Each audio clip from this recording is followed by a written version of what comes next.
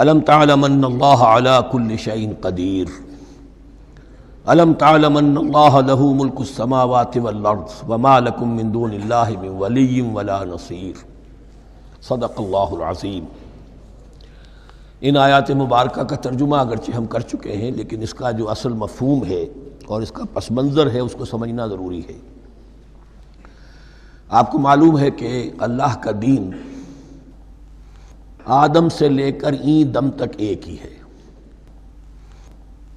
نوح کا دین، موسیٰ کا دین، عیسیٰ کا دین، محمد کا دین صلی اللہ علیہ وسلم علیہ والسلام، دین ایک ہی ہے۔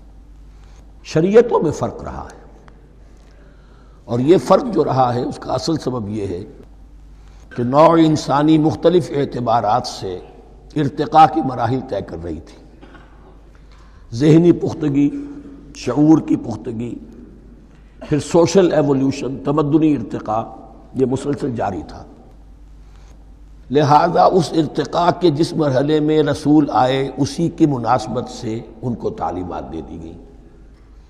ان میں وہ حصے بھی تھے کہ جو ایٹرنل ہیں، جو ہمیشہ رہیں گے، اور ایسے بھی تھے کہ جو اس زمانے کی مناسبت سے تھے۔ اب جب اگلا رسول آئے گا تو ظاہر بات ہے کہ ان میں سے کچھ چیزوں میں تغیر و تبدل ہو جائے گا، کچھ چیزیں نئی آ جائیں گی، کچھ پرانی ساقط ہو جائیں گی۔ یہ پرانی چیزوں کا ساقط ہونا یہ کہلاتا ہے ناسخ ہونا، ناسخ و منسوخ کا مسئلہ، کہ وہ حکم منسوخ ہو گیا اور اس کی جگہ پر کوئی اور حکم آ گیا ہے۔ یا تو اللہ تعالیٰ تعین کے ساتھ منسوخ فرماتے ہیں، یا یہ کہ اس شے کو سرے سے لوگوں کے ذہنوں سے زائل کر دیتے ہیں۔ اعتراض یہ کر رہے تھے یہودی کہ اگر تو یہ دین وہی ہے جو موسیٰ کا تھا تو ظاہر بات ہے کہ پھر شریعت پوری وہی ہونی چاہیے۔ اس کے اعتراض کا جواب ہے جو یہاں دیا جا رہا ہے، اور یہی مسئلہ پھر قرآن میں بھی ہے۔ قرآن کی بھی تدریج کے ساتھ شریعت کی تکمیل ہوئی ہے۔ جیسا کہ میں نے پہلے عرض کیا تھا، شریعت کا بلو پرنٹ آپ کو سورہ بقرہ میں مل جائے گا آگے چل کر، لیکن شریعت کی تکمیل ہوئی ہے سورہ مائدہ میں۔ یہ جو تقریباً 5-6 سال کا وقفہ ہے، اس میں کچھ احکام شروع میں دیے گئے، پھر ان میں رد و بدل کر کے، اور پھر آخر میں الیوم اکملت لکم دینکم واتممت علیکم نعمتی ورضیت لکم الاسلام دینا۔ تو یہ ناسخ و منسوخ کا مسئلہ صرف سابقہ شریعتوں اور شریعت محمدی میں نہیں ہے صلی اللہ علیہ وسلم، بلکہ خود شریعت محمدی میں بھی زمانی اعتبار سے ارتقاء ہوا ہے۔ کہ پہلے شراب کے بارے میں حکم دیا گیا کہ اس کی مضرت زیادہ ہے، گناہ کا پہلو زیادہ ہے، کچھ فائدے بھی ہیں بس۔ اس کے بعد آیا اگر شراب کے نشے میں ہو تو نماز مت پڑھو، نماز کے قریب مت جاؤ۔ پورے معاہدہ میں آخری حکم آ گیا، حال انتم منتہون، اب باز آتے ہو کہ نہیں آتے، حرام کر دیا گیا۔ تو یہ تدریجاً ہوا ہے۔ تو ناسخ و منسوخ قرآن میں بھی ہے، اور ناسخ و منسوخ قرآن اور تورات کے مابین بھی ہے۔ تو ہم نہیں منسوخ کرتے کوئی آیت یا بھلوا دیتے ہیں اس کو، نأتی بخیر منہا، ہم اس سے بھی بہتر لے آتے ہیں، او مثلہا، یا اس جیسی ہی۔ الم تعلم ان اللہ علی کل شیء قدیر، اب یہ کہ یہ تو اللہ کی اتھارٹی ہے، مالک الملک وہ ہے، دین اس کا ہے، اس میں وہ جس طریقے سے چاہے کسی چیز کے اندر تبدیلی پیدا کر دے۔ الم تعلم ان اللہ لہ ملک السماوات والارض ما لکم من دون اللہ من ولی ولا نصیر ام تریدون ان تسألوا رسولکم کما سئل موسیٰ من قبل، کیا تم یہ چاہتے ہو کہ سوال کرو یا مطالبہ کرو اپنے رسول سے بھی اسی طرح کے جس طرح کی باتیں کی گئی تھی موسیٰ سے پہلے؟ مثلا ہم دیکھ چکے ہیں کہ ان سے کہا گیا کہ ہم نہیں مانیں گے جب تک کہ اللہ کو دیکھ نہ لے عیاناً، یا اسی طرح کے اور مطالبے جو حضرت موسیٰ علیہ السلام سے کیے جاتے تھے۔ یہاں مسلمانوں کو سکھایا جا رہا ہے کہ اس روش سے باز آؤ، ایسی بات تمہارے اندر پیدا نہیں ہونی چاہیے۔ وَمَن يَتَبَدَّلِ الْكُفْرَ بِالْإِيمَانِ فَقَدْ ضَلَّ سَوَاءَ السَّبِيلِ، ظاہر بات ہے ایسی حرکتیں بھی اب مسلمانوں میں سے بھی جو منافقین ان میں شامل تھے وہی کر رہے ہوں گے۔ اس لیے فرمایا کہ جو کوئی ایمان کو ہاتھ سے دے کر کفر کو لے لے گا، یعنی منافق چونکہ دو طرفہ ہوتا ہے، اب اس کا بھی امکان ہوتا ہے کہ یکسو ہو جائے کفر کی طرف، اور اس کا بھی امکان ہوتا ہے کہ بالآخر یکسو ہو جائے ایمان کی طرف۔ مذبذبین بین ذالک کی کیفیت میں جو مبتلا ہے، اس کے دو یہ امکانات ہیں۔ تو جو کفر کی طرف جا کر مستقل طور پر راغب ہو گیا اس کا ذکر ہے، وَمَن يَتَبَدَّلِ الْكُفْرَ بِالْإِيمَانِ فَقَدْ ضَلَّ سَوَاءَ السَّبِيلِ، تو وہ تو سیدھی راہ سے بھٹک گیا۔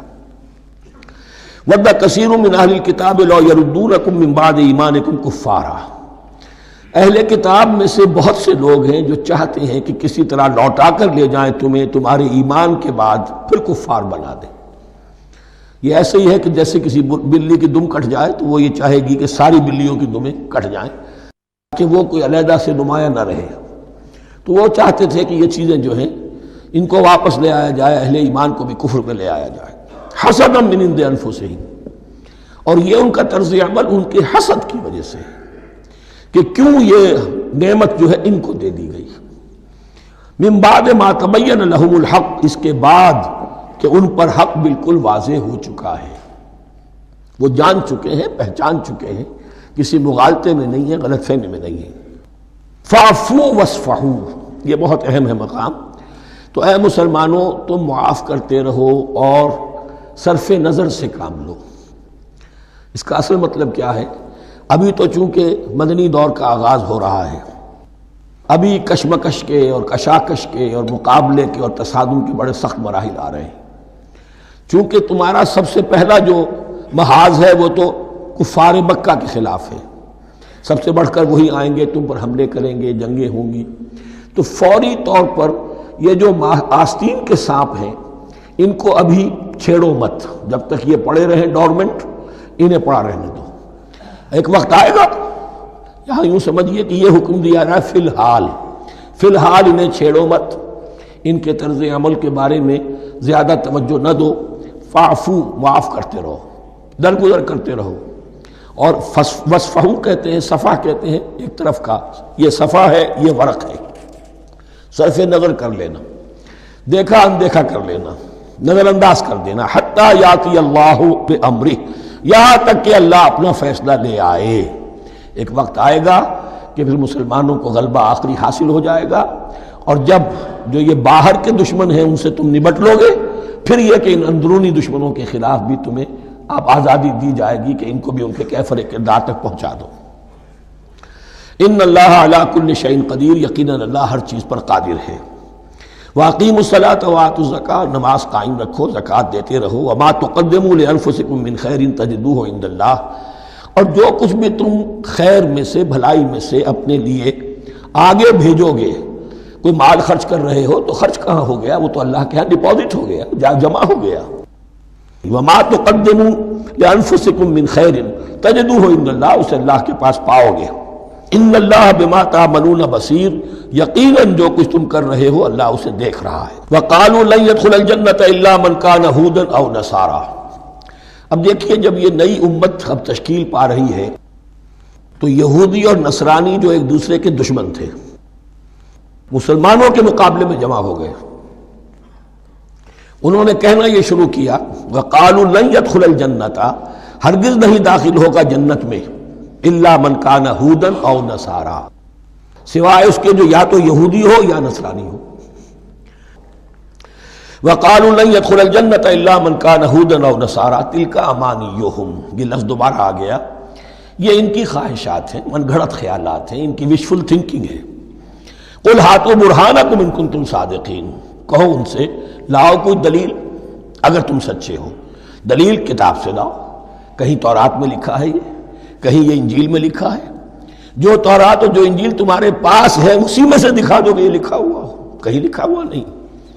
اب یہاں پر وہ یونیورسل ٹروتھ آ رہا ہے، بلا من اسلم وجہہ للہ وہو محسن، کیوں نہیں، ہر وہ شخص کے جو اپنا چہرہ اللہ کے سامنے جھکا دے اور وہ محسن ہو، اس کا رویہ صدق پر، سچائی پر، حسن کردار پر مبنی ہو، سر کا جھکانا منافقانہ نہ ہو، جزوی نہ ہو کہ کچھ مانا کچھ نہیں مانا۔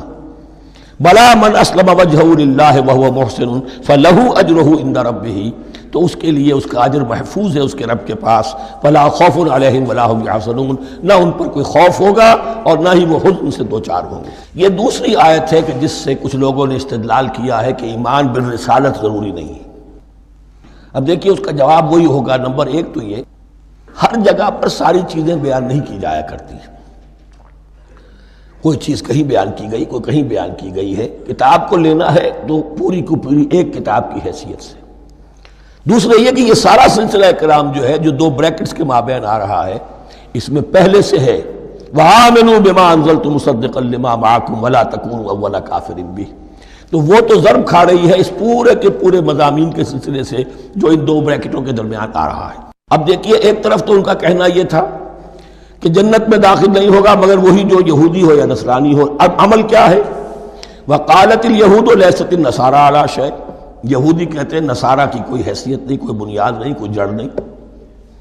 وَقَالَتِ النَّصَارَىٰ لَيْسَتِ الْيَهُودُ عَلَىٰ شَيْءٍ، اور نصارہ کہتے ہیں کہ یہود کی کوئی بنیاد نہیں، بے بنیاد لوگ ہیں، کوئی حقیقت ان کی حقانیت ہے ہی نہیں۔ وَهُمْ يَتْلُونَ الْكِتَابَ، اور مزہ یہ ہے کہ دونوں ایک کتاب پڑھ رہے ہیں۔ اولڈ ٹیسٹمنٹ تو مشترک ہے یہودیوں میں اور عیسائیوں میں، یہ بہت اہم نکتہ ہے۔ اور جدید عیسائیت میں جو ایک بہت بڑی طاقت ابھر رہی ہے امریکہ میں، وہ ہے کہ جو یہ عیسائیت کو جیوڈائز کر رہی ہے، کیونکہ رومن کیتھولک مذہب جو تھا اس نے تو چونکہ گویا کہ سارا رشتہ توڑ لیا تھا بائبل سے، سارا اختیار پوپ کے ہاتھ میں آ گیا تھا، لیکن پروٹیسٹنٹس نے پھر بائبل کو قبول کیا۔ اب اس کی منطقی انتہا یہ کہ اولڈ ٹیسٹمنٹ کے اوپر بھی اب ان کی توجہ ہو رہی ہے کہ آخر یہ بھی تو ہم مانتے ہیں کہ ہماری کتاب ہے، اور اس میں جو کچھ لکھا ہے اس کو نظر انداز کیسے کر سکتے ہیں۔ ہم نے جو ایک سیمینار کیا تھا امریکہ میں، جس میں ایک یہودی عالم بھی آئے تھے، ایک عیسائی بھی آئے تھے، اور مسلمانوں کی طرف سے بھی ہمارے ایک ساتھی نے بات کی تھی، تو وہاں ایک یہودی عالم نے کہا کہ اس وقت اسرائیل کو سب سے بڑی سپورٹ جو مل رہی ہے وہ ان عیسائیوں سے مل رہی ہے امریکہ میں سے، کہ جو اس وقت ایونجلسٹ کہلاتے ہیں وہاں پر، اور جو ایک بڑا فرقہ بن کر ابھر رہے ہیں۔ بہرحال یہ ان کا طرز عمل ہے۔ وَهُمْ يَتْلُونَ الْكِتَابَ، اور وہ دونوں کے دونوں کتاب کے پڑھنے والے ہیں۔ كَذَلِكَ قَالَ الَّذِينَ لَا يَعْلَمُونَ مِثْلَ قَوْلِهِمْ، اسی طرح کہا تھا ان لوگوں نے کہ جو کچھ بھی نہیں جانتے انہی کی سی بات کہی تھی، یعنی یہ اشارہ ہے مشرکین مکہ کی طرف۔ فَاللَّهُ يَحْكُمُ بَيْنَهُمْ يَوْمَ الْقِيَامَةِ فِيمَا كَانُوا فِيهِ يَخْتَلِفُونَ، تو اللہ تعالیٰ فیصلہ کر دے گا ان کے مابین قیامت کے دن ان تمام باتوں کا جن میں کہ یہ اختلاف کر رہے تھے۔ وَمَنْ أَظْلَمُ مِمَّنْ مَنَعَ مَسَاجِدَ اللَّهِ أَنْ يُذْكَرَ فِيهَا اسْمُهُ وَسَعَىٰ فِي خَرَابِهَا۔ اب دیکھیے یہاں جو بقیہ یہ آیات آ رہی ہیں، تو اگرچہ خطاب تو ہے وہ بریکٹس کے مابین، خطاب میں بنی اسرائیل، لیکن اب یہاں کچھ ریفرنسز اہل مکہ کی طرف شروع ہو گئے ہیں، اور اس کے بعد سے حضرت ابراہیم کا تذکرہ آئے گا، پھر تحویل قبلہ کا ذکر آئے گا۔ تحویل قبلہ میں ظاہر بات ہے کہ وہ قبلہ جو ہے وہ مشرکین مکہ کے قبضے میں تھا اس وقت، اس حوالے سے ریلیونٹ کچھ مضامین جو ہیں اس کی تمہید باندھی جا رہی ہے۔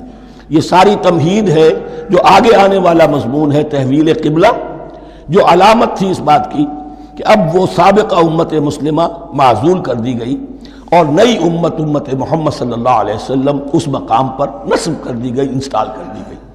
اس کے حوالے سے جو مسئلے اٹھیں گے، اسی لیے قال الذین لا یعلمون مثل قولہم، میں نے عرض کیا کہ یہ مشرکین مکہ کی طرف اشارہ ہے۔ ومن اظلم ممن منع مساجد اللہ یذکر فیہا اسمہ، اس سے بڑھ کر ظالم کون ہوگا جو اللہ تعالیٰ کی مسجدوں سے لوگوں کو روکے کہ وہ اس میں اس کا نام لے سکے۔ چونکہ مشرکین مکہ نے مسلمانوں کو محروم کر دیا تھا حرم سے، اب وہاں جانے کی ان کو اجازت نہیں تھی۔ سن 6 میں حضور گئے بھی ہیں، تب بھی یہ کہ صلح حدیبیہ ہو گئی، واپس آنا پڑا، عمرہ کرنے کی اجازت نہیں ملی۔ سن 7 میں پھر ہوا ہے، تو یہ 7 برس بہت شاہ گزرے ہیں محمد الرسول اللہ صلی اللہ علیہ وسلم اور اہل ایمان پر۔ اب یہاں ذکر ہو رہا ہے ان کا، قریش کا۔ وَمَنْ أَظْلَمُ مِمَّنْ مَنَعَ مَسَاجِدَ اللَّهِ أَنْ يُذْكَرَ فِيهَا اسْمُهُ وَسَعَىٰ فِي خَرَابِهَا، اور وہ اس کی تخریب میں لگے ہوئے ہیں۔ یہ خراب تخریب، یہ تخریب 2 طرح کی ہوتی ہے، ایک ظاہری تخریب ہوتی ہے کسی مسجد کو گرا دینا، اور ایک ظاہری نہیں باطنی معنوی ہوتی ہے۔ وہ جو تخریب ہے وہ یہ ہے کہ توحید کی بجائے اسے شرک کا اڈا بنا دیا ہے۔ وہ تو دنیا کے بت قدوں میں پہلا وہ گھر خدا کا، ہم اس کے پاسباں ہیں، وہ پاسباں ہمارا، 360 بت رکھ دیے گئے اس گھر میں لا کر، جو ابراہیم نے تعبیر کیا تھا توحید خالص کے لیے۔ وَسَعَىٰ فِي خَرَابِهَا، یہ لفظ ذرا نوٹ کر لیجئے، یہ ایک حدیث میں بھی آیا ہے، بڑی دلدوز حدیث ہے، اور میں چاہتا ہوں کہ آپ اسے ذہن میں رکھیں۔ حضور نے فرمایا یوشک ان یاتی علی الناس زمان، اندیشہ ہے کہ لوگوں پر یعنی میری امت پر ایک زمانہ ایسا بھی آ جائے گا، اب گنتے جائیے، لا یبقى من الاسلام الا اسمہ، اسلام میں سے اس کے نام کے سوا کچھ نہیں بچے گا، ولا یبقى من القرآن الا رسمہ، قرآن میں سے اس کے رسم الخط، الفاظ اور حروف کے سوا کچھ نہیں بچے گا، اسی کی اللہ تعالیٰ نے ضمانت دی ہے، یہ محفوظ رہے گا رسم عثمانی۔ مساجدہم عامرۃ، ان کی مسجدیں آباد تو بہت ہوں گی، وہی خراب من الہدی، ہدایت سے خالی ہو جائیں گے، یہ خراب کے لفظ سے ہی خراب من الہدی، وعلماؤہم شر الناس تحت ادیم السماء، اور ان کے علماء آسمان کی چھت کے نیچے کی بدترین انسان ہیں، من عندہم تخرج الفتنۃ وفیہم تعود، فتنہ انہی کے اندر سے برآمد ہوگا، انہی میں گھس جائے گا، یعنی ان کا کام فتنہ انگیزی، مخالفت، جنگ و جدال، بھڑکانا، اپنے اپنے فرقے کے لوگوں کے جذبات کو بھڑکاتے رہنا اور مسلمانوں کے اندر اختلافات کو ہوا دینا، یہی ان کا کام رہ جائے گا۔ آج جن کو ہم علماء کہتے ہیں ان کی عظیم اکثریت اس کیفیت سے دوچار ہو چکی ہے۔ جب مذہب اور دین پیشہ بن جائے تو کوئی خیر اس میں باقی نہیں رہتا، یہ دین اور مذہب پیشہ نہیں تھا، اسلام میں کوئی پیشوائیت نہیں، اسلام میں کوئی پاپائیت نہیں، اسلام میں کوئی برہمنزم نہیں، اسلام تو ایک کھلا، ہر شخص کتاب اللہ پڑھے، ہر شخص عربی سیکھے، ہر شخص کو امامت کے قابل ہونا چاہیے، ہر شخص اپنی بچی کا نکاح خود پڑھائے، ہر شخص اپنے والد کا جنازہ خود پڑھے، یہ جو ہم نے پیشہ بنا لیا ہے اور پھر انہیں پیسے دیتے، ظاہر بات ہے کہ پھر اس پیشے کے اندر تو پیشے میں عیب نہیں، رکھیے نہ فرہاد کو نام، پھر تو پیشہ میں تو جو کچھ پیشہ ورانہ چشمکیں ہوتی ہیں اور جو خباثتیں ہوتی ہیں وہ آتی ہیں۔ لیکن ساتھ ہی یہ بات واضح رہے کہ علماء حق سے دنیا خالی نہیں ہوگی، علماء حق بھی ہیں، لیکن کسی کے ماتھے پر لکھا ہوا نہیں ہوتا کہ یہ علماء حقانی میں سے اور یہ علماء سو میں سے ہے۔ باقی یہ صحیح بات ہے کہ اکثریت ادھر جا چکی ہے، ورنہ امت کا بیڑا غرق نہ ہوتا، سیدھی سیدھی بات، یہ بیڑا غرق ہوا ہے تو آخر کوئی سبب ہے۔ اولئک ما کان لہم ان یدخلوها الا خائفین، ایسے لوگوں کو تو سوائے اس کے ان کا کوئی مقام نہیں ہے کہ انہیں داخل ہونے کی بھی اجازت نہیں ہونی چاہیے اس میں، یعنی اللہ کی مسجدوں میں، مگر خوف زدہ ہو کر، ڈر کر۔ لہم فی الدنیا خزی، کے لیے دنیا میں بھی رسوائی اور ذلت ہے، لہم فی الآخرۃ عذاب عظیم، اور آخرت میں ان کے لیے عذاب عظیم ہے۔ وَلِلَّهِ الْمَشْرِقُ وَالْمَغْرِبُ، اب دیکھیے تمہید ہو رہی ہے تحویل قبلہ کے لیے۔ اب ظاہر بات ہے کہ بڑی حساس جو ہے وہ ایک کیفیت تھی یہ، تو یروشلم کے ساتھ جن کو دلچسپی تھی اور ان کے دلوں میں اس کی عقیدت تھی، مکہ مکرمہ اور بیت اللہ کے ساتھ جن کو دلچسپی تھی اور ان کے دلوں میں اس کی عقیدت تھی، تو اس حوالے سے یہ قبلہ بدلنا، اور 2 دفعہ بدلا ہے قبلہ، پہلے آ کے مدینے میں حضور نے یروشلم کی طرف 16 مہینے نماز پڑھی اور پھر تحویل قبلہ ہوا، تو اب اس میں کئی امتحان ہو گئے، وہ آگے آ جائے گا، لیکن اس کی تمہید باندھی جا رہی ہے۔ للہ المشرق والمغرب، مشرق اور مغرب سب اللہ کے ہیں، یعنی اگر ہم رخ کرتے ہیں مغرب کی طرف تو اس کے معنی یہ نہیں ہے کہ اللہ مغرب میں ہے، معاذ اللہ، اللہ تو جہت سے، مقام سے، ماورا وراء الورا، یہ تو یہ ہے کہ ایک یکسانیت پیدا کرنے کے لیے، اجتماعی رنگ دینے کے لیے ایک چیز کو قبلہ بنا دیا، علامت ہے۔ غالب نے ٹھیک کہا ہے، قبلے کو اہل نظر قبلہ نما کہتے ہیں، قبلہ جو ہے وہ مسجود تو نہیں ہے پرے سرحد ادراک سے اپنا مسجود، قبلے کو اہل نظر قبلہ نما کہتے ہیں۔ للہ المشرق والمغرب فینما تولوا فثم وجہ اللہ، جدھر بھی تم رخ کرو گے وہ اللہ ہی کا رخ ہے۔ ان اللہ واسع علیم، یقیناً اللہ بہت وسعت والا ہے، بہت وسعت والا ہے، وہ کسی سمت میں محدود نہیں ہے، اور علیم ہے، ہر شے کا جاننے والا ہے۔ دیکھیے یہاں یہ آیت کہہ کے اور چھوڑ دیا مسئلہ، اگلے مسئلے پر آ گئے، آگے آپ کو پتہ چلے گا کہ یہ در حقیقت ایک تمہید باندھی جا رہی ہے تحویل قبلہ کے لیے۔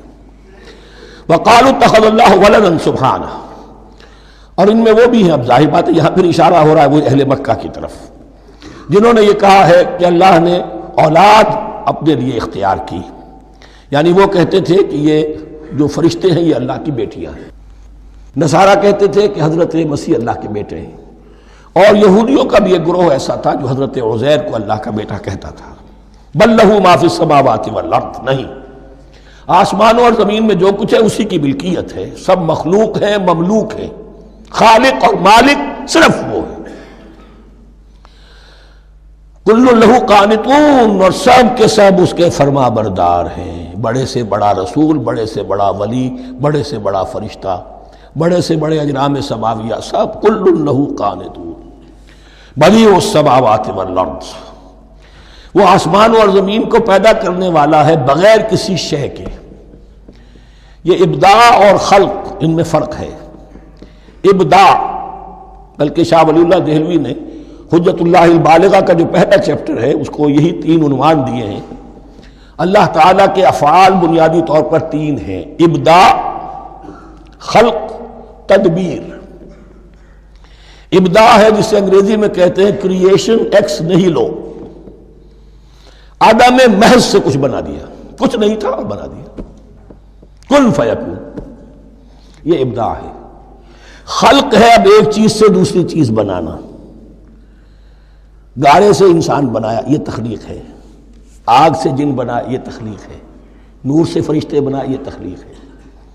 تو ابداع، بدیع وہ ہے کہ جس نے نئی چیز، اسی لیے بدعت ہمارے ہاں کہلاتی ہے وہ شے جو دین میں نہیں تھی اور خواہ خواہ لا کے شامل کر دی گئی، جس کی کوئی جڑ بنیاد دین میں نہیں ہے، وہ بدعت ہے۔ اس سے یہ لفظ بدیع السماوات والارض، وَإِذَا قَضَىٰ أَمْرًا فَإِنَّمَا يَقُولُ لَهُ كُن فَيَكُونُ، اس کی شان تو یہ ہے کہ جب وہ کسی معاملے کا فیصلہ کر لیتا ہے تو بس کہتا ہے کہ ہو جا، اور وہ ہو جاتی ہے۔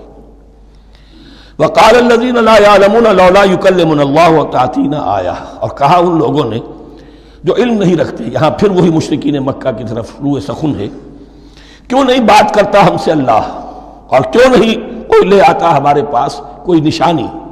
یہ میں عرض کر چکا ہوں، یہ مضمون جو ہے کہ ان کا مطالبہ تھا بہت شدت کے ساتھ کہ کوئی معجزے ویسے ہی دکھاؤ جیسے تم کہتے ہو کہ عیسیٰ نے دکھائے تھے، موسیٰ نے دکھائے تھے، تو ہمارے یہ مطالبے پورے کر دو، ہم مان لیں گے۔ یہ ذکر آئے گا سورہ انعام میں اور پھر سورہ بنی اسرائیل میں۔ کذالک قال الذین من قبلہم مثل قولہم، اسی طرح کی باتیں جو لوگ ان سے پہلے آئے تھے وہ بھی کہتے رہے۔ تشابہت قلوبہم، ان کے دل ایک دوسرے سے مشابہ ہو گئے ہیں۔ قد بینا الآیات لقوم یوقنون، اور ہم نے تو اپنی آیات کو واضح کر دیا ہے ان لوگوں کے لیے جو یقین کرنا چاہیں۔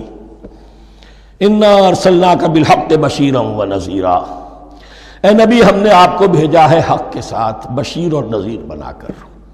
بنیادی حیثیت آپ کی یہ ہے کہ آپ اہل حق کو بشارت دیں، فراح و ریحان و جنت نعیم، فسلام لک من اصحاب الیمین، یہ بشارت دیجئے۔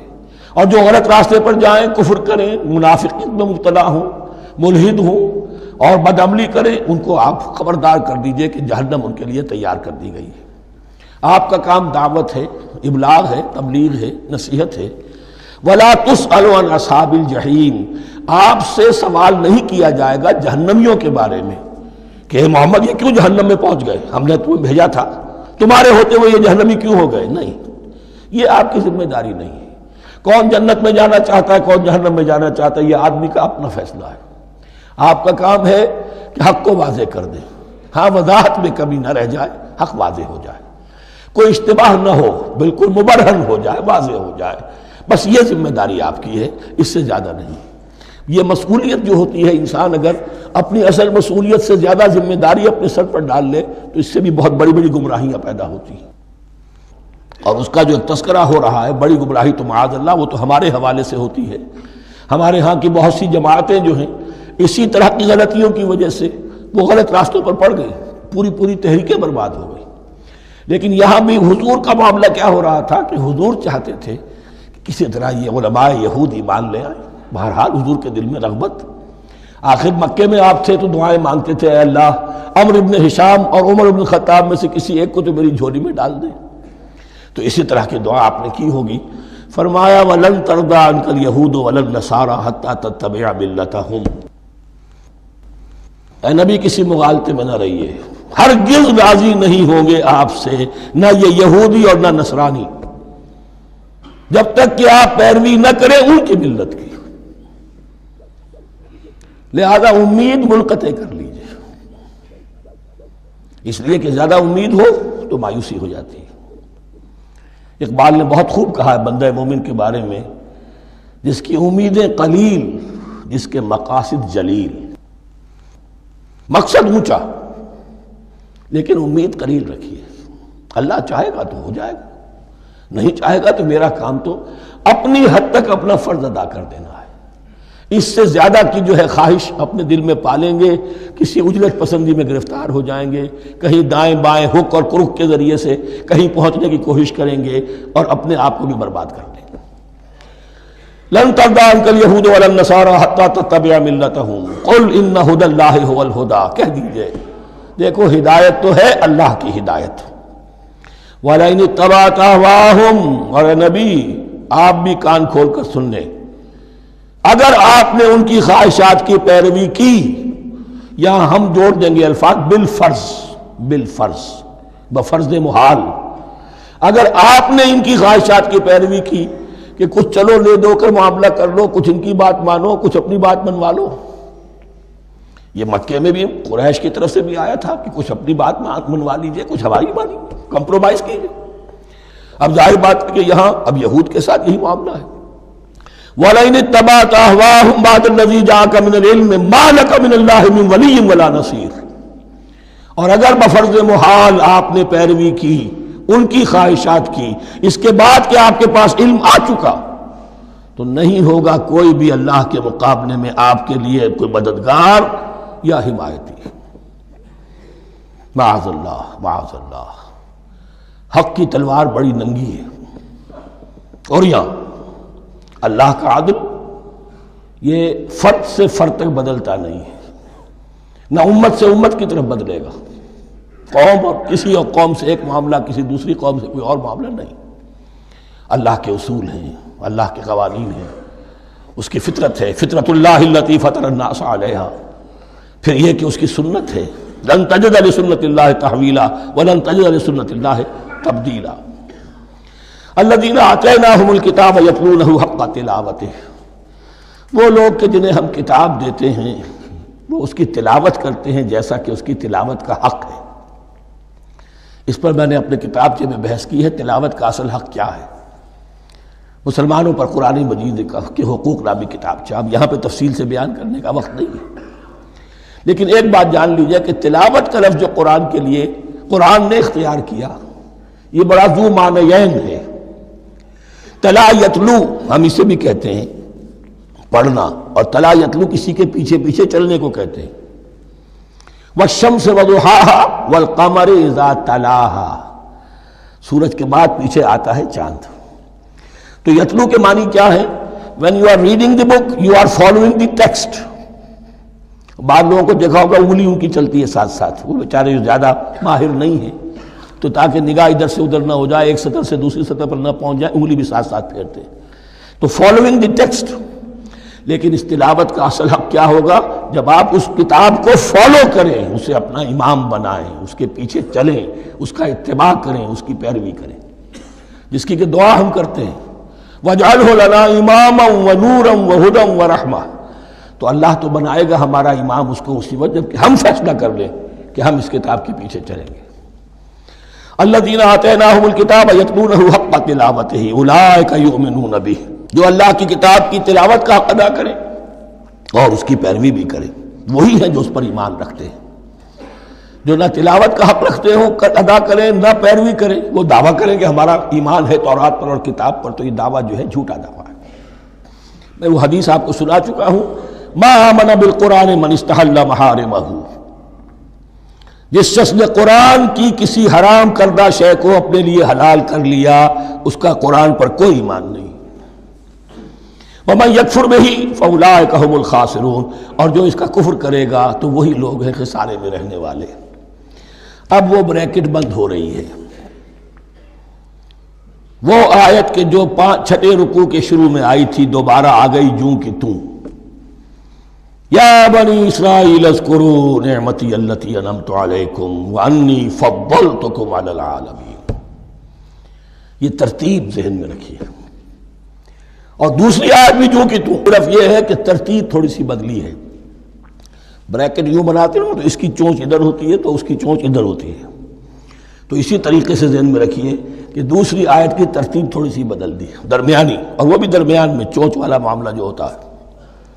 وَاتَّقُوا يَوْمًا لَا تَجْزِي نَفْسٌ عَن نَفْسٍ شَيْئًا، یہ تو جو کا تو وہی ہے، ڈرو اس دن سے جس دن کوئی جان کسی دوسری جان کے کام نہ آ سکے گی. وَلَا يُقْبَلُ مِنْهَا عَدْلٌ، وہاں کیا تھا وَلَا يُقْبَلُ مِنْهَا شَفَاعَةٌ، یہاں کیا آیا وَلَا يُقْبَلُ مِنْهَا عَدْلٌ، نہ اس سے کوئی فدیہ قبول کیا جائے گا. وَلَا تَنْفَعُهَا شَفَاعَةٌ، یہ شفاعت بعد میں لے آئے، عدل پہلے لے آئے. وہاں شفاعت پہلے ہے، عدل بعد میں، بس یہ تبدیلی ہے. وَلَا هُمْ يُنصَرُونَ، اور یہ پھر جو کا تو وہی جو پہلی آیت میں تھا، جو چھٹے رکوع کی دوسری آیت ختم ہوئی، نہیں انہیں کوئی مدد مل سکے گی. یہ جو حصہ تھا جو تقریباً 10 رکوعوں پر مشتمل تھا، سورہ بقرہ کے 18 رکوع کہ جن میں روح سخن ہے سابقہ امت مسلمہ کی طرف. 4 رکوع بڑے عموم کے حامل تھے، لیکن بین السطور وہاں بھی اشارے موجود تھے. روح سخن جو تھا وہ بنی اسرائیل کی طرف. 10 رکوعوں میں صراحت کے ساتھ ساری گفتگو انہی سے ہے، الا یہ کہ ایک جگہ مسلمانوں سے خطاب کر لیا، کچھ آخر میں اہل مکہ کا تذکرہ بھی ہو گیا. اب اس کے بعد ذکر شروع ہو رہا ہے حضرت ابراہیم علیہ السلام کا. وہ بات سمجھ لیجئے کہ کیا وجہ ہے اس کی. دیکھیے حضرت ابراہیم کی نسل کی یہ 2 شاخیں چلی، ویسے تو 3 ہیں. عام طور پر لوگوں کے علم میں ہے کہ 2 بیویاں تھیں. حضرت ہاجرہ سے حضرت اسماعیل پیدا ہوئے، بڑے تھے. حضرت سارہ سے حضرت اسحاق، ان کے بیٹے یعقوب، یعقوب کے 12 بیٹے بنی اسرائیل. حضرت اسماعیل کو حضرت ابراہیم نے آباد کیا خانہ کعبہ کے پاس لا کر، بواد غیر ذی زرع، تو وہاں یہ جو ایک نسل چلی. لیکن نبوت جو ہے حضرت ابراہیم کے بعد حضرت اسماعیل کو تو ملی، اس کے بعد مسلسل یوں سمجھیے کہ تقریباً 3000 کا فصل ہے سالوں کا کہ کوئی نبوت اس شاخ میں نہیں آئی. نبوت کا سلسلہ چلا دوسری شاخ میں، حضرت یعقوب، حضرت اسحاق، حضرت یعقوب، حضرت یوسف، چلتے جائیے، اور پھر حضرت موسیٰ اور ہارون سے شروع ہو کر حضرت عیسیٰ اور یحییٰ تک 1400 برس مسلسل. اگرچہ تیسری شاخ بھی تھی، بنو قطورہ کہلاتے، تیسری اہلیہ آپ کی تھی قطورہ. بنی قطورہ میں سے ان کی اولاد بڑی کثیر تھی. ان میں سے ایک مدین تھے، مدین یا مدیان، ان میں حضرت شعیب کی بعثت ہوئی تھی. حضرت شعیب بھی حضرت ابراہیم کی نسل میں سے ہیں، لیکن بنی مدیان میں سے. بہرحال اب چونکہ حضور کی بعثت ہوئی بنی اسماعیل میں، ادھر بنی اسرائیل ہیں، ان سے یہ خطاب ہو رہا ہے سابقہ امت مسلمہ. اور اب یہ امامت الناس منتقل ہونے والی ہے بنی اسرائیل سے بنی اسماعیل کو. تو اب اگر اس انتقال کے وقت نقل، اگر وہ جو کامن فیکٹر ہے اس کا تذکرہ کیا جائے تو بات آسان ہو جائے گی. ابراہیم ہی تو جد امجد ہے نا تمہارے، تم یعقوب کی اولاد ہو ٹھیک ہے، لیکن یعقوب کس کے بیٹے تھے؟ اسحاق کے. اسحاق کس کے بیٹے تھے؟ ابراہیم کے. تو یہ دوسری نسل میں تو ابراہیم ہی کی ہے.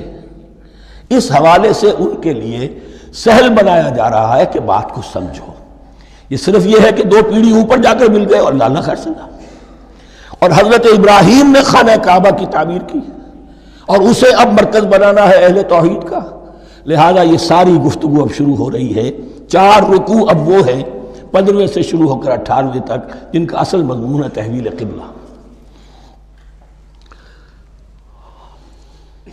وَإِذِ ابْتَلَىٰ إِبْرَاهِيمَ رَبُّهُ بِكَلِمَاتٍ فَأَتَمَّهُنَّ، اور ذرا یاد کرو جب ابراہیم کو آزمایا اس کے رب نے بہت سی باتوں میں.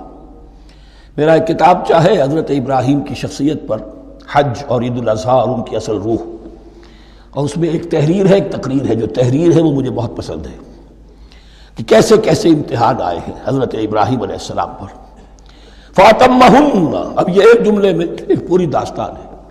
اس نے ان سب کو پورا کیا، سب میں پاس ہو گیا، ہر امتحان سے کامیابی کے ساتھ with flying colors ہر امتحان سے نکلے.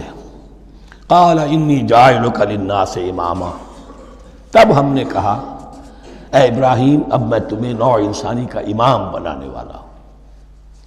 قال ومن ذریتی، انہوں نے کہا اور میری نسل کے بارے میں بھی یہ وعدہ ہے کہ نہیں؟ قال لا ینال عہد الظالمین، فرمایا میرا یہ عہد ظالموں سے متعلق نہیں ہوگا. مطلب کیا ہوا؟ کہ تمہاری نسل میں سے جو صاحب ایمان ہوں گے، نیک ہوں گے، سیدھے راستے پر چلیں گے، ان سے ہمارا وعدہ ہے، لیکن نسلیت کی بنیاد پر نہیں ہے کہ جو بھی تمہاری نسل میں سے ہے لازماً وہ اس وعدے کا مصداق بن جائے۔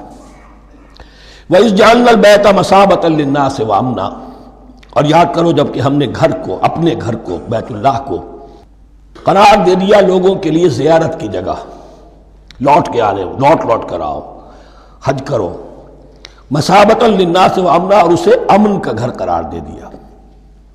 واتخذوا من مقام ابراہیم مصلی، اور ہم نے حکم دیا کہ مقام ابراہیم کو اپنی جائے نماز بنا لو، نماز پڑھنے کی جگہ بنا لو۔ آج کل تو بعض علماء نے یہ کہا ہے کہ مقام ابراہیم سے مراد کوئی خاص پتھر نہیں ہے، بلکہ اصل میں وہ تو پوری جگہ جو تھی وہ مقام ابراہیم، حضرت ابراہیم وہاں آباد ہوئے تھے۔ لیکن صحیح بات وہی ہے جو ہمارے سلف سے چلی آ رہی ہے، روایات پختہ ہیں اس کے بارے میں کہ یہ جس طریقے سے حجر اسود جنت سے آیا ہے، ایسے ہی یہ بھی ایک پتھر تھا کہ جو جنت سے لایا گیا حضرت ابراہیم کے لیے جب وہ تعمیر کر رہے تھے، کوئی اور ذرائع تو ابھی تھے ہی نہیں، اس کے اوپر وہ کھڑے ہوتے تھے اور یہ پتھر ہی اونچا ہوتا جاتا تھا خود۔ اب جیسے جیسے تعمیر اوپر جا رہی ہے تو اس کے لیے یہ پتھر اونچا ہوتا تھا، وہ پتھر ہے جو مقام ابراہیم اب بھی محفوظ ہے، اور وہاں پر پھر طواف کر کے کعبے کا مکمل، پھر اس کے آس پاس جو ہے 2 رکعت جو ہے وہ ادا کی جاتی ہے نماز۔ وَعَهِدْنَا إِلَىٰ إِبْرَاهِيمَ وَإِسْمَاعِيلَ أَن طَهِّرَا بَيْتِيَ لِلطَّائِفِينَ وَالْعَاكِفِينَ وَالرُّكَّعِ السُّجُودِ، اور ہم نے عہد لے لیا تھا ابراہیم اور اسماعیل سے کہ تم دونوں ہمارے اس گھر کو، بیتیا میرے اس گھر کو پاک رکھو۔ اب یہ تطہیر بھی دونوں طرح کی ہوگی، ظاہری صفائی بھی ہو، گند نہ ہو، تاکہ ظاہر آئیں تو ان کے دلوں میں جو کدورت پیدا نہ ہو، کوفت نہ ہو، کھلی فضا ہو، صاف رکھو۔ اور تطہیر باطنی، وہاں توحید کا چرچا ہو، کوئی اور کفر اور شرک جو ہے وہ نہ آنے پائے۔ ان طہرا بیتی للطائفین والعاکفین، طواف کرنے والوں کے لیے، اعتکاف کرنے والوں کے لیے، والرکع السجود، اور رکوع اور سجود کرنے والوں کے لیے۔ وَإِذْ قَالَ إِبْرَاهِيمُ رَبِّ اجْعَلْ هَٰذَا بَلَدًا آمِنًا وَارْزُقْ أَهْلَهُ مِنَ الثَّمَرَاتِ مَنْ آمَنَ مِنْهُمْ بِاللَّهِ وَالْيَوْمِ الْآخِرِ، اور یاد کرو جب کہ ابراہیم نے کہا تھا اے میرے پروردگار اس گھر کو امن کی جگہ بنا دے، اور اس کے رہنے والوں، اس کے ہاں آباد ہونے والوں کو یعنی بنی اسماعیل کے لیے ان کو رزق عطا فرما، میووں کا اور پھلوں کا۔ من آمن منہم باللہ والیوم الآخر، اب یہاں حضرت ابراہیم خود رک گئے کہ میں اپنی ساری اولاد کے لیے یہ دعا نہ کروں، اس لیے کہ وہاں روک دیا گیا تھا لا ینال عہد الظالمین، تو جو بھی ان میں سے ایمان اور عمل صالح والے ہوں اور یوم آخر پر ایمان رکھتے ہوں، اجعل هذا البلد آمنا وارزق اهله من الثمرات من آمن منهم باللہ والیوم الآخر۔ اب یہاں دیکھیے اللہ تعالیٰ نے گویا کہ ہم کہیں گے ازرہ شفقت مسکراتے ہوئے گویا کہ فرمایا کہ ابراہیم قال ومن کفر، تمہاری اولاد میں سے جو کفر کرے گا فأمتعہ قلیلا، اس کو بھی میں دنیا کا ساز و سامان تو دوں گا، امامت میں شامل نہیں کر سکتا، لیکن یہ کہ دنیاوی طور پر مال و متاع جو ہے وہ ان کو بھی میں دوں گا۔ ومن کفر فأمتعہ قلیلا ثم اضطرہ الی عذاب النار، ہاں پھر اسے کشاں کشاں لے آؤں گا جہنم کے عذاب کی طرف، وبئس المصیر، اور وہ بہت ہی بری جگہ ہے لوٹنے کی۔ وَإِذْ يَرْفَعُ إِبْرَاهِيمُ الْقَوَاعِدَ مِنَ الْبَيْتِ وَإِسْمَاعِيلُ، اور یاد کرو جب کہ ابراہیم اٹھا رہے تھے ہمارے گھر کی بنیادوں کو، اور اسماعیل، باپ بیٹا دونوں لگے ہوئے تھے۔ یہاں لفظ جو قواعد آیا ہے اس کو نوٹ کیجئے، قواعد قاعدے کی جمع ہے اور یہ بنیادوں کو کہا جاتا ہے، اور اس میں اشارہ ہے حضرت ابراہیم اصل معمار اور بانی نہیں ہے کعبے کے، کعبہ بنایا ہے حضرت آدم نے، ان اول بیت وضع للناس للذی بمکہ، پہلا گھر۔ اب کیسے ممکن تھا حضرت آدم علیہ السلام کے زمانے سے لے کر اور حضرت ابراہیم تک کم و بیش جو ہے 4000 برس ہے، عام اندازہ جو ہے تورات کا اگر آپ لگائیں تو کوئی مسجد نہیں بنی ہوگی کیا؟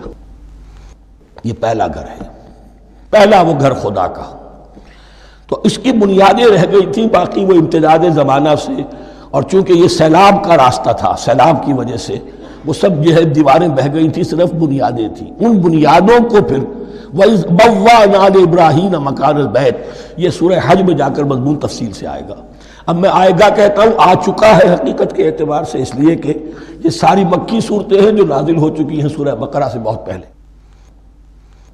تو جب وہ ان بنیادوں کو اٹھا رہے تھے تو دعائیں مانگ رہے تھے، ربنا تقبل منا انک انت السمیع العلیم، اے رب ہماری اس کوشش کو، ہماری اس مشقت کو، محنت کو قبول فرما۔ باہر گھر بنا رہے ہیں، پتھر اٹھا اٹھا کر لا رہے ہیں، حضرت اسماعیل کی عمر اس وقت لگ بھگ 13 برس ہے، ہاتھ بٹا رہے ہیں۔ ربنا تقبل منا انک انت السمیع العلیم، اے رب ہماری اس کوشش کو شرف قبول عطا فرما، یقیناً تو سب کچھ سننے والا اور جاننے والا ہے۔ ربنا وجعلنا مسلمین لک، اور اے رب ہمیں اپنا فرما بردار بنائے رکھ۔ نوٹ کیجئے، ابراہیم کہہ رہے ہیں، تو میں اور آپ اگر مطمئن ہو جائیں کہ میری موت لازماً حق پر ہوگی تو بہت بڑا دھوکہ ہے۔ ڈرتے رہنا چاہیے، اللہ کی پناہ طلب کرتے رہنا چاہیے۔ ربنا وجعلنا مسلمین لک، اے اللہ ہم دونوں کو اپنا فرما بردار بنائے رکھ، ومن ذریتنا امۃ مسلمۃ لک، اور ہم دونوں کی نسل میں سے اٹھائیو برپا کی جو ایک امت جو تیری فرما بردار امت ہو۔ وارنا مناسکنا، اور اے پروردگار تیرا گھر تو ہم نے یہ بنا دیا، اب اس کے جو رسومات ہیں وہ ہمیں سکھا، جو مناسک حج ہیں، ارنا مناسک، اب کیسے حج کریں، کیا آداب ہوں گے، طواف کیسے ہوگا، کیا کریں گے۔ وتب علینا، اور ہم پر اپنی شفقت کی نظر فرما، انک انت التواب الرحیم، یقیناً تو ہی ہے بہت ہی زیادہ توبہ کا قبول فرمانے والا اور شفقت کے ساتھ رجوع کرنے والا اور رحم فرمانے والا۔ ربنا وبعث فیہم رسولا منہم، اور اے ہمارے پروردگار ہماری اس نسل میں، اب چونکہ ہماری نسل مراد ہے بنی اسماعیل، بنی اسرائیل اسماعیل کی نسل میں سے تو نہیں ہے نا، یہاں دونوں کی نسل سے مراد ہے تو وہ بنی اسماعیل۔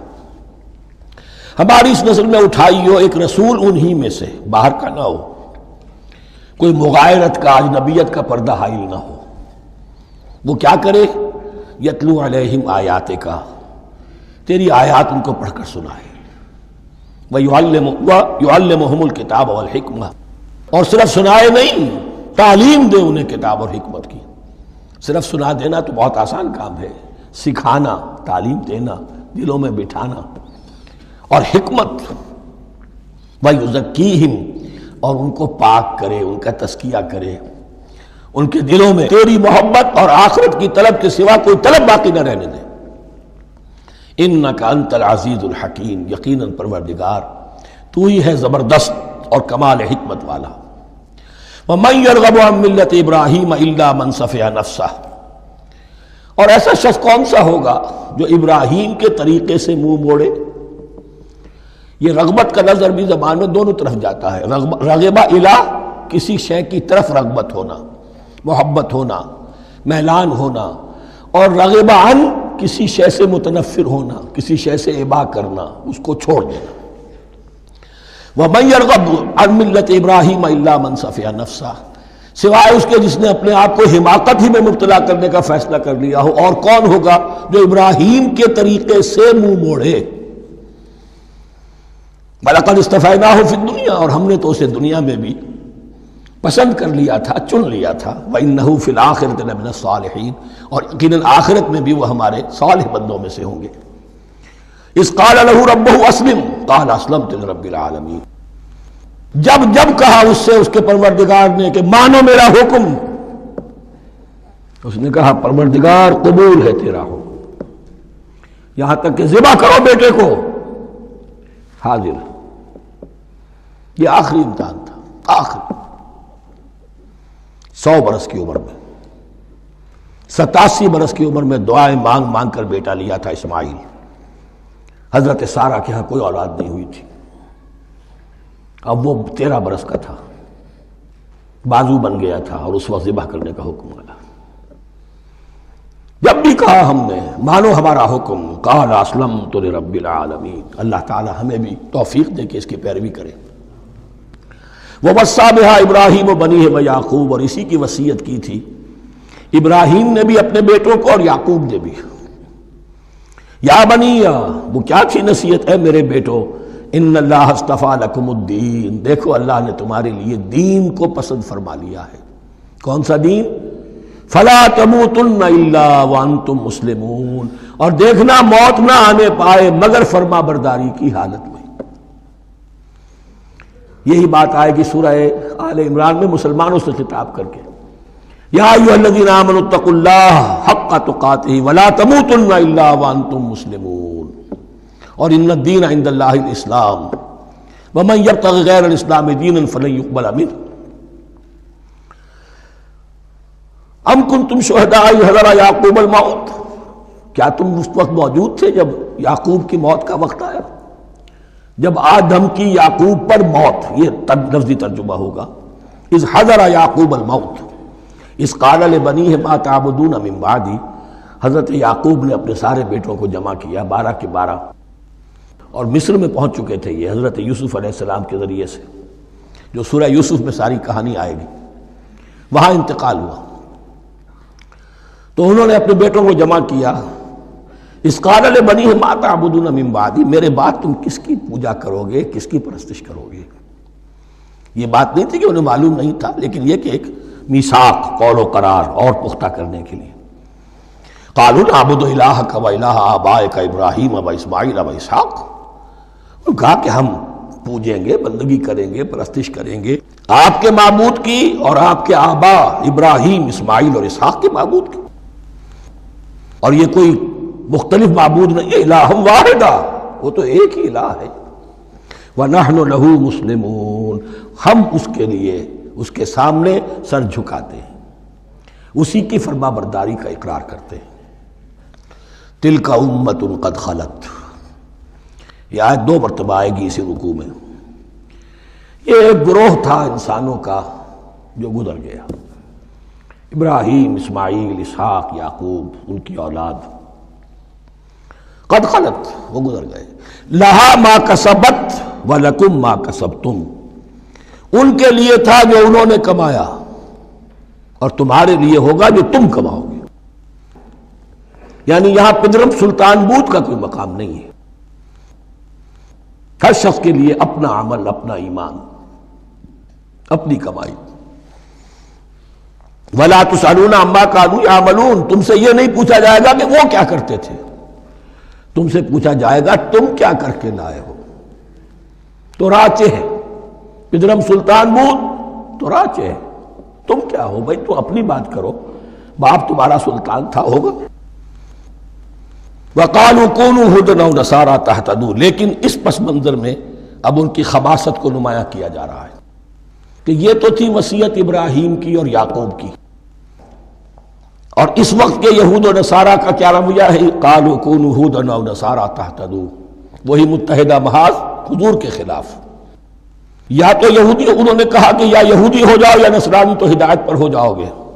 قل بل ملت ابراہیم حنیفا، کہہ دیجئے نہیں، بل نتبع، ہم تو نتبع یہاں پر محذوف مانیے، بل نتبع ملت ابراہیم حنیفا، نہیں، ہم تو پیروی کریں گے ابراہیم کے طریقے کی، بالکل یکسو ہو کر. وما کان من المشرکین، اور وہ مشرکوں میں سے نہیں تھے. قولوا آمنا باللہ، اب یہاں مسلمانوں کو حکم دیا جا رہا ہے. دیکھو تم ان کے جو کچھ وہ کہتے ہیں اس کے جواب میں تم یہ کہو، قولوا، کہو، آمنا باللہ، ہم ایمان رکھتے ہیں اللہ پر، وما انزل الینا، اور جو کچھ نازل کیا گیا ہماری جانب، وما انزل الی ابراہیم و اسماعیل و اسحاق و یعقوب، اور جو کچھ نازل کیا گیا ابراہیم اور اسماعیل اور اسحاق اور یعقوب کی طرف، والاسباط، اور ان کی اولاد کی طرف، وما اوتی موسیٰ و عیسیٰ، اور جو کچھ دیا گیا موسیٰ کو اور عیسیٰ کو، وما اوتی النبیون من ربہم، اور جو کچھ دیا گیا تمام نبیوں کو ان کے رب کی طرف سے. لا نفرق بین احد منہم، ہم ان میں سے کسی کے مابین تفریق نہیں کرتے، ہم سب کو مانتے ہیں. دیکھیے ایک ہے تفضیل، کسی کو ایک کو زیادہ افضل سمجھنا دوسرے سے، یہ اور بات ہے. وہ تو سورہ آل عمران میں آئے گا، تلک الرسل فضلنا بعضهم علی بعض. تفریق یہ کہ ایک کو مانے ایک کو نہ مانے. ان رسولوں میں سے ایک کا انکار سب کا انکار ہے. لا نفرق بین احد منہم ونحن له مسلمون، اور ہم نے تو اسی کی فرما برداری کا قلادہ اپنی گردن میں ڈال دیا ہے. فَإِنْ آمَنُوا بِمِثْلِ مَا آمَنْتُمْ، پھر اے مسلمانوں اگر یہ بھی ایمان لائیں یہود اور نصارہ بالکل اسی طرح جیسے تم ایمان لائے ہو، نو کمپرومائز، ٹھیک ٹھیک وہی دین اختیار کریں، وہی راستہ جو کہ محمد کے ذریعے سے تمہیں دیا گیا صلی اللہ علیہ وسلم. فَإِنْ آمَنُوا بِمِثْلِ مَا آمَنْتُمْ بِهِ فَقَدْ اهْتَدَوْا، تب وہ ہدایت پر ہوں گے. وَإِنْ تَوَلَّوْا، اور اگر وہ پیٹھ موڑ لیں، فَإِنَّمَا هُمْ فِي شِقَاقٍ، تو اس کے معنی یہ ہیں کہ وہ زدم زدہ میں اور دشمنی کے اندر وہ مبتلا ہو چکے ہیں. فَسَيَكْفِيكَهُمُ اللَّهُ، تو اے نبی آپ کے لیے ان کے مقابلے میں اللہ کافی رہے گا، آپ فکر نہ کریں. آپ کسی کمپرومائز کی دعوت کی طرف توجہ ہی نہ دیں. کچھ دو کا معاملہ سوچیں بھی نہ، ان کی مخالفتوں سے آپ مرعوب نہ ہوں، ان کی دھمکیوں کا کوئی اثر نہ دیں. فَسَيَكْفِيكَهُمُ اللَّهُ، اللہ کافی رہے گا آپ کے لیے ان سب کے مقابلے میں. وَهُوَ السَّمِيعُ الْعَلِيمُ، اور یقیناً وہ سب کچھ سننے والا اور جاننے والا ہے. ایسا نہیں ہے کہ اسے معلوم نہ ہو کہ آپ اس وقت کن حالات میں ہیں، کیسی مشکلات میں ہیں، کس طرح کی نازک صورتحال دن بدن جو ہے شکل بدل رہی ہے، لیکن آپ قائم رہیں. یہ ہے جگہ جہاں پر خون پڑا ہوا ہے، اس نسخے میں جو حضرت عثمان تلاوت فرما رہے تھے، اور اس وقت باغیوں نے انہیں شہید کیا ہے. ان کی زوجہ محترمہ نائلہ، انہوں نے بچانا چاہا ہے تو ان کی انگلیاں کٹ گئیں، اور خون جو ہے وہ فَسَيَكْفِيكَهُمُ اللَّهُ، ان الفاظ پر وہ خون پڑا ہے، وہ دھبا اب بھی موجود ہے. وَهُوَ السَّمِيعُ الْعَلِيمُ، اور وہ سب کچھ سننے والا اور جاننے والا ہے. صبغۃ اللہ، کیا معنی یہاں پر بھی ایک آپ کو محذوف ماننا ہوگا. اخترنا صبغۃ اللہ، ہم نے تو اختیار کر لیا ہے اللہ کے رنگ کو.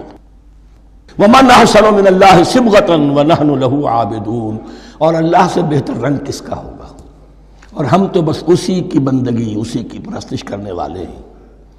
قُلْ أَتُحَاجُّونَنَا فِي اللَّهِ وَهُوَ رَبُّنَا وَرَبُّكُمْ، اے نبی ان سے کہیے کہ کیا تم ہم سے محاجہ کر رہے ہو، حجت بازی کر رہے ہو، جھگڑ رہے ہو، دلیل بازی کر رہے ہو اللہ کے بارے میں. وَهُوَ رَبُّنَا وَرَبُّكُمْ، وہ تو ہمارا رب بھی ہے تمہارا رب بھی ہے. رب تو ایک ہے، رب بھی ایک، اس کا دین بھی ایک. ہاں شریعتوں میں فرق ہوا ہے. قُلْ أَتُحَاجُّونَنَا فِي اللَّهِ وَهُوَ رَبُّنَا وَرَبُّكُمْ وَلَنَا أَعْمَالُنَا وَلَكُمْ أَعْمَالُكُمْ، رب تو ہمارا بھی وہ تمہارا بھی وہ، البتہ ہمارے لیے ہوں گے ہمارے عمل، تمہارے لیے ہوں گے تمہارے عمل. وَنَحْنُ لَهُ مُخْلِصُونَ، اور ہم تو اس کے لیے اپنے آپ کو خالص کر لینے والے ہیں. یہ ذرا 3 الفاظ یہاں پہ نوٹ کر لیجئے، یہ میرے اور آپ کے لیے لمحہ فکریہ ہیں. نحن لہو مسلمون، 136ویں آیت اس پر ختم ہوئی. ہم اس کے سامنے سر تسلیم خم کرتے ہیں، ان میں سے تو ہم بھی شامل ہیں. نحن لہو عابدون، آیت نمبر 138، ہم اس کی بندگی کرنے والے ہیں، اسی کی بندگی کرنے والے ہیں. تو صرف اسلام نہیں، عبادت اور ٹوٹل عبادت، ٹوٹل بندگی، پوری زندگی میں اس کے ہر حکم کی پیروی اور اطاعت. اس سے آگے بات آئی وَنَحْنُ لَهُ مُخْلِصُونَ. یہ عبادت اخلاص کے ساتھ نہیں ہے تو منافقت ہے. اس عبادت سے کوئی دنیا کی منفعت پیش نظر نہ ہو، سوداگری نہیں، یہ عبادت خدا کی ہے. دنیا بنانا، دنیا کمانا، دین کو ذریعہ بنانا، اس سے بڑا، اس سے بڑی اور اس سے گری ہوئی کوئی حرکت نہیں. اخلاص، حضور نے فرمایا من صلی یرائی فقط اشرکا ومن صام یرائی فقط اشرکا ومن تصدق یرائی فقط اشرکا. جس نے نماز پڑھی دکھاوے کے لیے اس نے شرک کیا، جس نے روزہ رکھا دکھاوے کے لیے اس نے شرک کیا، اور جس نے صدقہ خیرات دیا دکھاوے کے لیے اس نے شرک کیا. وَنَحْنُ لَهُ مُخْلِصُونَ، نحن لہو مسلمون، نحن لہو عابدون، نحن لہو مخلصون. اللہم ربنا اجعلنا منہم اللہم ربنا اجعلنا منہم ام تقولون ان ابراہیم و اسماعیل و اسحاق و یعقوب والاسباط کانوا ھودا او نصارا، کیا تمہارا کہنا یہ ہے کہ ابراہیم اور اسماعیل اور اسحاق اور یعقوب اور ان کی اولاد یہودی تھے یا نصرانی تھے؟ تم جو کہتے ہو کہ یا یہودی ہو جاؤ یا نصرانی تب ہدایت پاؤ گے، تو ابراہیم یہودی تھے یا نصرانی؟ اور اسحاق اور یعقوب اور یوسف اور موسیٰ اور عیسیٰ یہ کون تھے؟ یہی بات آج مسلمانوں کو سوچنی چاہیے۔ محمد الرسول اللہ اور ان کے اصحاب دیوبندی تھے یا بریلوی تھے یا اہل حدیث تھے یا شیعہ تھے یا سنی تھے؟ ان تقسیموں سے اوپر ہونے کی ضرورت ہے۔ اللہ کے ساتھ اخلاص کا تقاضا یہ ہے، ٹھیک ہے ایک فقہی مسلک کے اعتبار سے ایک شخص کسی مسلک کی پیروی کر رہا ہے، لیکن اپنے آپ کو اس سے آئیڈینٹیفائی کرانا اور اس مسلک کو مقدم رکھنا دین پر، اور اس مسلک ہی کے لیے محنت اور مشقت اور بھاگ دوڑ تبلیغ ہو رہی ہے اسی کی، یہ چیز بالکل اس اصل حقیقت کے خلاف ہے کہ جو اللہ کے دین نے ہمیں سکھائی ہے۔ ام تقولون ان ابراہیم و اسماعیل و اسحاق و یعقوب والاسباط کانوا ھودا او نصارا قل انتم اعلم ام اللہ، کہیے ان سے کہ تم زیادہ جانتے ہو یا اللہ زیادہ جانتا ہے۔ ومن اظلم ممن کتم شہادۃ عنده من اللہ، کان کھول کر سن لو، اس سے بڑھ کر ظالم کون ہوگا جس نے اللہ کی ایک گواہی جو اس کے پاس تھی اسے چھپا لیا۔ تمہارے پاس گواہیاں ہیں، علماء یہود جانتے تھے یہ اللہ کے رسول ہیں جن کے ہم منتظر تھے، اس گواہی کو چھپائے بیٹھے۔ ومن اظلم ممن کتم شہادۃ عنده من اللہ وما اللہ بغافل عما تعملون، اور اللہ ہرگز غافل نہیں ہے کہ اس سے جو تم کر رہے ہو۔ تلک امۃ قد خلت، یہ گروہ مقدس جماعت تھی یہ جس کے یہ گلے سرسبد تھے، یہ گزر گئے۔ لہا ما کسبت ولکم ما کسبتم، جو کمائی انہوں نے کی، جو عمل انہوں نے کمائے وہ ان کے لیے، تمہارے لیے نہیں۔ تمہارے لیے وہ ہوگا جو تم کماؤ گے۔ ولا تسألون عما كانوا يعملون، اور تم سے ان کے عمل کے بارے میں نہیں پوچھا جائے گا کہ انہوں نے کیا کیا، تم سے سوال یہ ہوگا کہ تم نے کیا کیا۔ بارک اللہ لی ولکم فی القرآن العظیم۔